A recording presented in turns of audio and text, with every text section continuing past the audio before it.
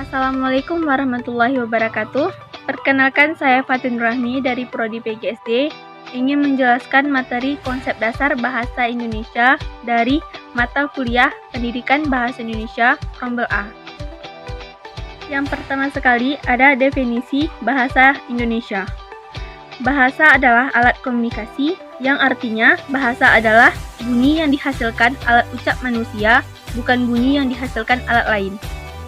Bahasa adalah seperangkat bunyi yang sistematik, yang artinya pemakaian bahasa dan kebiasaan berbahasa tidak diatur oleh lembaga perumusan tertentu. Selanjutnya, bahasa itu arbitrer, yang artinya bahasa disusun secara mana suka sesuai dengan konvensi para penggunanya. Yang terakhir, ada bahasa itu simbolik, yang artinya bahasa merupakan simbol-simbol tertentu yang memiliki makna bagi para penuturnya. Poin yang kedua ada fungsi bahasa Indonesia.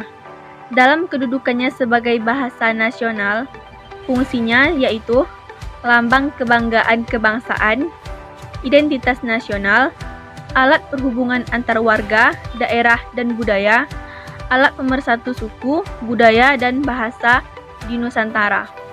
Ada pula dalam kedudukannya sebagai bahasa negara, fungsinya yaitu bahasa resmi kenegaraan, bahasa pengantar pendidikan, alat perhubungan tingkat nasional, dan alat pengembangan kebudayaan, ilmu pengetahuan, dan teknologi. Pada poin ketiga, ada ragam bahasa Indonesia. Berdasarkan suasana, ada ragam bahasa resmi dan non-resmi. Berdasarkan penggunaan, ada ragam bahasa baik dan benar. Berdasarkan kebakuan, ada ragam bahasa baku dan non-baku. Dan berdasarkan bidang penggunaan, ada ragam bahasa ilmiah dan non-ilmiah. Poin yang keempat, bahasa Indonesia yang baik dan benar.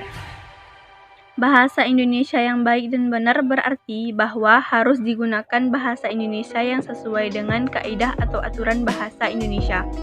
Kaidah bahasa Indonesia meliputi kaidah tata bahasa, kaidah ejaan, dan kaidah pembentukan istilah.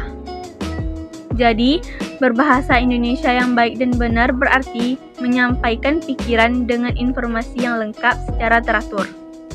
Ragam bahasa yang digunakan dapat berupa formal ataupun non-formal, bergantung pada konteksnya. Poin terakhir ada kesalahan berbahasa Indonesia yang sering dilakukan. Yang pertama, penggunaan di sebagai imbuhan. Penggunaan di sebagai imbuhan seharusnya disambung. Contohnya, disapu. Antara kata di dan sapu tidak ada spasi. Yang kedua, penggunaan di sebagai kata depan.